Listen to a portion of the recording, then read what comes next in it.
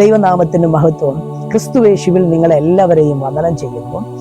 19-ാം നൂറ്റാണ്ടിൽ ദൈവം ഉപയോഗിച്ച അനുഗ്രഹിക്കപ്പെട്ട ഒരു മിഷണറി ആയിരുന്നു D.L. മൂഡി.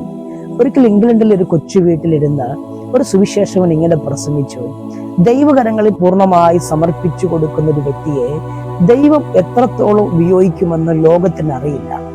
ആ സന്ദേശം കേട്ട D.L. മൂഡി തൻ്റെ കരങ്ങൾ മാറോട് ചേർത്ത് വെച്ച് ഇങ്ങനെ പ്രാർത്ഥിച്ചു: കർത്താവേ, ആ മനുഷ്യൻ ഞാനായിരിക്കട്ടെ എന്ന് സമർപ്പണത്തോടെ പ്രാർത്ഥിച്ചപ്പോൾ ദൈവം ആ മിഷണറിയെ അതിശക്തമായി ഉപയോഗിക്കുന്നത് നമുക്ക് കാണാൻ കഴിയും. പിൻകാലഘട്ടങ്ങളിൽ 19-ാം നൂറ്റാണ്ടിൽ ദൈവം അതിശക്തമായ നിലയിൽ D.L. മൂഡിയെ ഉപയോഗിക്കുന്നത് നമുക്ക് കാണാൻ കഴിയും.